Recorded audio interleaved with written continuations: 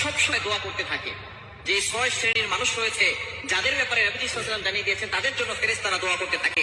যদি ফেরেশতারা আপনার জন্য দোয়া করে, দুনিয়ার কোনো শক্তি আপনাকে ক্ষতি করতে পারবে না, আপনাকে কেউ বিপদে ফেলতে পারবে না, কেননা ফেরেশতারা আল্লাহ পাক রব্বুল আলামিনের অর্ডারে আপনাকে প্রটেক্ট করবে, হেফাজত করবে। তাহলে 6টি কোয়ালিটি, এই 6 শ্রেণীর মানুষকে আল্লাহ পাক রব্বুল আলামিন এতটা মর্যাদা দিয়েছেন যে তাদের জন্য ফেরেশতারা দোয়া করবে, তাদেরকে ফেরেশতারা হেফাজত করবে।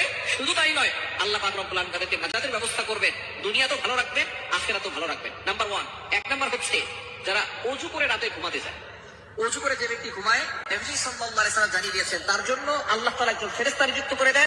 এই ফেরেশতা সারা রাত ধরে তাকে পাহারা দেয় এবং তার জন্য মাগফিরাতের দোয়া করতে থাকে, রহমতের দোয়া করতে থাকে।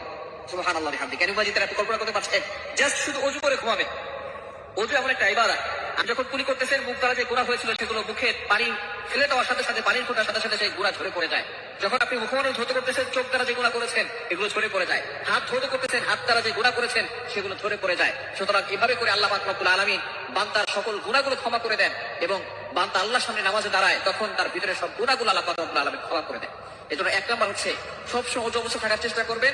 যারা অজু অবস্থায় থাকে আল্লাহ পাক রব্বুল আলামিন তাদেরকে হালাল ভাবে সম্পদশালী বানিয়ে দেন এবং আল্লাহ পাক রব্বুল আলামিন একজন ফেরেশতা তার জন্য নিযুক্ত করে, সেই ফেরেশতা সর্বদা তার জন্য দোয়া করতে থাকে। নাম্বার 2, দ্বিতীয় নাম্বার হচ্ছে যারা এক নামাজের পরে অন্য নামাজের জন্য অপেক্ষা করে। আপনি ফজরের নামাজ পড়েছেন, কখন আপনি জোহরের নামাজ পড়বেন এটা নিয়ে আপনি চিন্তায় আছেন, কখন জোহরের আযান দিবে আপনি জোহরের নামাজ পড়বেন।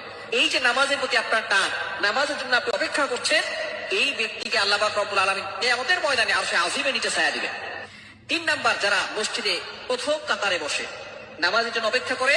তৃতীয় নাম্বার হচ্ছে তারা মসজিদে একেবারে প্রথম কাতারে বসে নামাজের জন্য অপেক্ষা করে।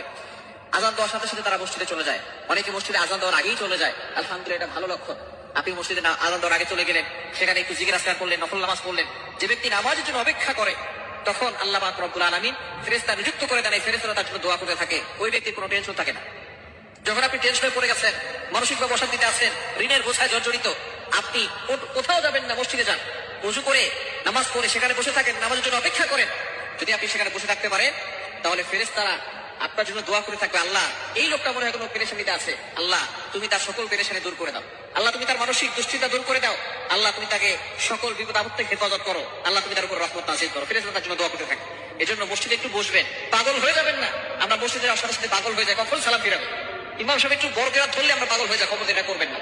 3 নাম্বার হচ্ছে যারা মসজিদে নামাজের জন্য অপেক্ষা করে প্রথম কাতারে বসে। 4 নাম্বার যারা নবী সাল্লাল্লাহু আলাইহি ওয়াসাল্লামের প্রতি দুরূদ পাঠ করে।